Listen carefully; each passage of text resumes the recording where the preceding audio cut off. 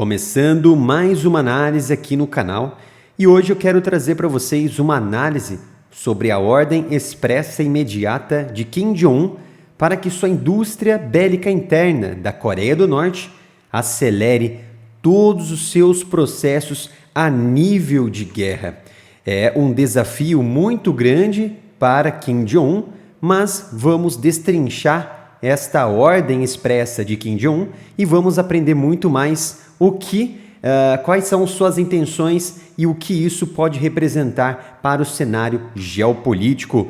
Mas antes, como vocês já sabem, peço gentilmente e encarecidamente que se inscrevam aqui no canal, ativem as notificações, deem um joinha para que possamos ganhar ainda mais relevância na comunidade geopolítica e também, para quem ainda não conhece o nosso site, a nossa loja do Área Militar, peço gentilmente que visitem o site, visitem a loja umapenca.com/área militar e vejam a quantidade de camisetas, canecas, postres, tudo exclusivo com estampas incríveis aqui no site. Vejam só, temos camisetas com os 33 motores do foguete Raptor, temos aqui camiseta do Mossad, tem aqui temas para todos os tipos de gosto, para quem é também a favor da Ucrânia, a favor da Rússia, a favor dos Estados Unidos,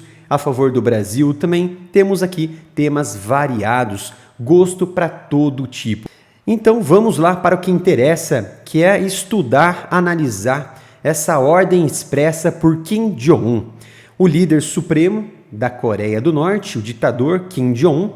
Ele apelou ao reforço da prontidão de guerra, ou melhor, para a guerra da sua indústria bélica, para o que ele diz repelir movimentos de confronto sem precedentes liderados pelos Estados Unidos lá na região da Península da Coreia. Ou seja, você tem a Coreia do Sul e a Coreia do Norte que vivem ali um tanto de uma rivalidade, principalmente rivalidade territorial e política. Participaram da Guerra da Coreia, essas duas frentes que dividiu a Coreia na região do Paralelo 38. Então, por isso que ainda há uma espécie de atrito e de guerra ainda existente entre as suas duas partes, só que houve ali alguns acordos que mantiveram tanto a Coreia do Norte quanto a Coreia do Sul estáveis, estabilizadas, vamos dizer assim, num armistício virtual. Mas aqui a qualquer momento, é claro, uma das partes pode iniciar ali um confronto realmente sangrento na região. Então os comentários de Kim foram feitos durante uma conferência, durante uma reunião política do seu partido, com a alta cúpula do partido, com os militares. Essa reunião ela foi encarregada de definir os objetivos estatais para o próximo ano, o ano de 2024. E também indicaram que a Coreia do Norte provavelmente continuará os seus testes de armas para assim modernizar o seu arsenal nuclear, que vamos mais à frente detalhar sobre esta questão. Então, o maior temor nesse momento, americano e também da Coreia do Sul, ainda se baseia quase que exclusivamente na capacidade da Coreia do Norte em chegar a uma capacidade de empregar artefatos nucleares em seus mísseis, sejam mísseis intermediários ou também intercontinentais. E então também trabalhar na questão de aperfeiçoar seu lançamento e acoplagem em órbita dos seus satélites, principalmente após a Rússia ela entregar muitas informações valiosas de engenharia que permitiu que Kim Jong-un desse o seu primeiro passo, lançar e colocar em órbita o seu primeiro foguete com satélite, que permitiu, é claro, o seu funcionamento pleno, correto, através das últimas imagens divulgadas pela própria Coreia do Norte, que mostra regiões até mesmo sensíveis, bases militares americanas e da Coreia do Sul na região do Pacífico. E isso evidenciou que o satélite está funcionando, que a Coreia do Norte conseguiu finalmente colocar em órbita o seu satélite de espionagem, tá? Então, eu vou detalhar um pouco mais a fundo sobre essa questão sobre o satélite, de forma muito breve, que esse apoio para colocar, na verdade, o satélite em órbita só foi possível, é claro, com o apoio da Rússia, que permitiu à Coreia do Norte colocassem esse satélite em órbita pela primeira vez na história. Então esse satélite, esse lançamento, ele aprofundou as animosidades regionais entre Estados Unidos e Coreia do Sul com a Coreia do Norte, e é claro, ameaçaram ali e também já violaram esses lançamentos, e esse último satélite, esse último lançamento que deu certo, que colocou o satélite em órbita, violou alguns acordos de reconciliação e até mesmo algumas sanções impostas pela própria Nações Unidas. Nos últimos lançamentos, no início deste ano, 2 falhas de lançamento de satélite ocorreram e eles perderam muito materiais críticos, os norte-coreanos. Mas foi então que a Coreia do Norte conseguiu colocar com sucesso o seu satélite Maligueong-1 em órbita. Após o quê? Após um estreitamento das relações entre Vladimir Putin e Kim Jong-un, o ditador da Coreia do Norte. Então, o Serviço de Inteligência citou, o Serviço de Inteligência Nacional da Coreia do Sul, tá? Citou uma menção anterior do próprio presidente russo, Vladimir Putin, de que havia uma promessa em apoiar o programa de satélites da Coreia do Norte. O que o Serviço Nacional disse? Obteve, através de interceptações, até mesmo de autoridades que estavam envolvidas nesse lançamento e também que fazem parte da Rússia, de que a Coreia do Norte enviou à Rússia alguns projetos de desenvolvimento de foguetes e também da sua capacidade na cabeça desse foguete de acoplar um dispositivo, por exemplo, satélite. Então, esses dados, eles foram avaliados e esses dados correspondiam exclusivamente ao Cholima-1, um foguete, o Cholima-1. E esse foguete, o Cholima-1, também outros dados demonstravam que o satélite Maligueong-1, que foi em órbita, também foi estudado, avaliado os dados de telemetria, dados de capacidade de expansão, de estágios do foguete foram avaliados pelos russos. E o foguete Cholima-1 foi usado nos 2 últimos lançamentos fracassados anteriores. Então a inteligência ela mostrou que a Rússia ela devolveu essas análises, devolveu esses dados aos norte-coreanos. E é claro, muito provavelmente, esses dados foram atualizados, esses dados foram melhorados e entregou, é claro, a chave para o sucesso de lançar o satélite e colocar em órbita. Por isso que deu certo de colocar ali o satélite Maligueong-1. E a Coreia do Norte, é claro, ela procurou obter essa tecnologia, tanto militar russa, tanto também de tecnologia espacial e também nuclear. Em troca, ela forneceu, isso já ficou comprovado, toneladas e toneladas de munições convencionais para a guerra atual em curso que a Rússia vem batalhando lá na região da Ucrânia. Então, essa fala de Kim Jong-un, retomando aqui a fala de Kim Jong-un, então Kim ele estabeleceu algumas metas não especificadas para que os militares e a sua indústria bélica de munições ordenou que acelerasse ainda mais os preparativos de guerra. E vou explicar os motivos disso. Face aos movimentos atuais de confronto anti-Coreia do Norte, por parte, segundo Kim Jong-un, por parte dos Estados Unidos e da própria Coreia do Sul.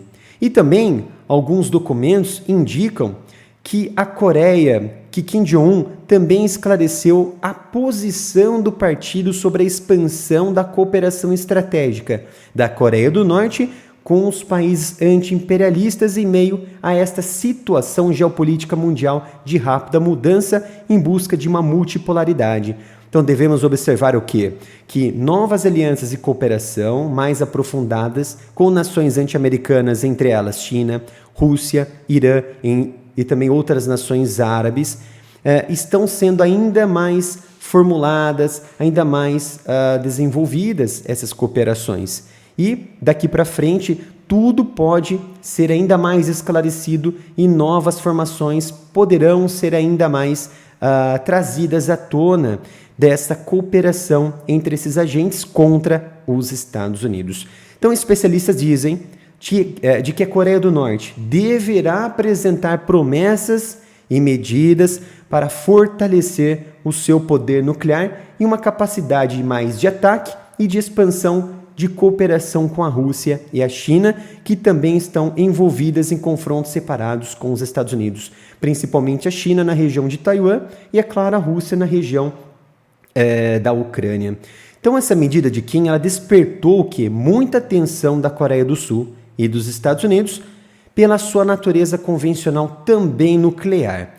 Então é interessante explicar que um relatório divulgado pelo Congresso americano que avalia sobre as capacidades da Coreia do Norte, principalmente sobre ogivas nucleares, eu peguei aqui esse dado científico que mostra que especialistas em Coreia do Norte destacaram que a Coreia ela conseguiu produzir material físsil suficiente para cerca de 20 a 60 ogivas.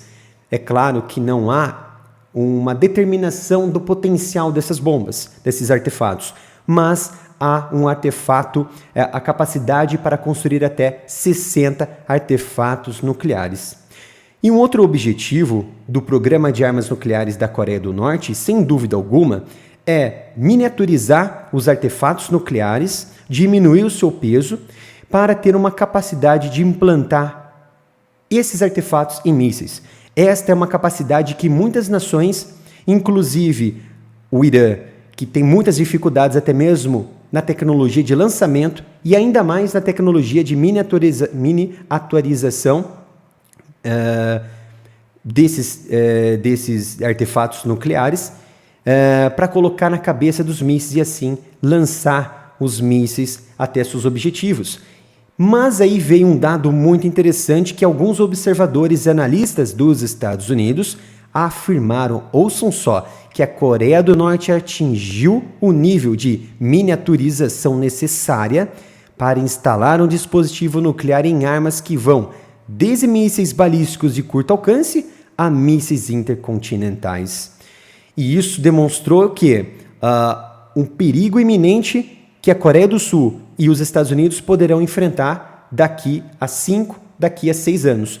Mas, nesta última aproximação entre Coreia do Norte e Rússia, esse avanço da tecnologia da Coreia do Norte no setor nuclear pode ainda mais ser encurtado com essa ajuda tecnológica por parte da Rússia. Então, já despertou um alarme ali nos Estados Unidos e principalmente na Coreia do Sul. Existe, é claro, uma agência de espionagem dentro da Coreia do Sul que ela afirmou nesta quinta-feira, 28 de dezembro, de que há uma grande possibilidade de que a Coreia do Norte lance provocações militares e ataques cibernéticos antes das eleições parlamentares sul-coreanas em abril e das eleições presidenciais dos Estados Unidos em novembro. Então isso pode indicar muitas coisas, essas ordens expressas e imediatas de Kim Jong-un para acelerar o seu potencial de guerra dentro do país, tá? Então, vamos dizer aqui que essas ações, na minha análise, deliberadas por Kim Jong-un, podem receber algum tipo de resposta acentuada da Coreia do Sul ou dos Estados Unidos. Pode ser, é claro, ainda mais sem dúvida alguma que uma dessas possíveis razões para Kim ordenar a sua indústria de guerra a patamares ainda inatingíveis neste século, não estamos aqui comparando com a Guerra da Coreia, mas nesse século, ou uma medida que pode ser utilizada para suprir as necessidades de guerra da Rússia, enquanto recebe ainda mais apoio, maior apoio robusto de armas convencionais, munições, munições de artilharia de 155mm, entre outros tipos de armamentos. Também pode ser o quê? Análises corretivas dos militares russos nos aspectos tecnológicos envolvendo meios nucleares e espaciais. O que isso significa? Que a Coreia do Norte, ao mesmo tempo que está preocupada em acelerar o seu potencial bélico a nível de guerra, pode ser que seja um preparativo para qualquer retaliação dos Estados Unidos ou da Coreia do Sul, mas também para atender à demanda de guerra da Rússia lá na Ucrânia e assim,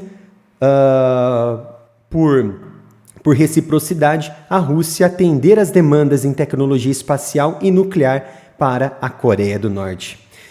Então era esta análise que eu queria trazer para vocês.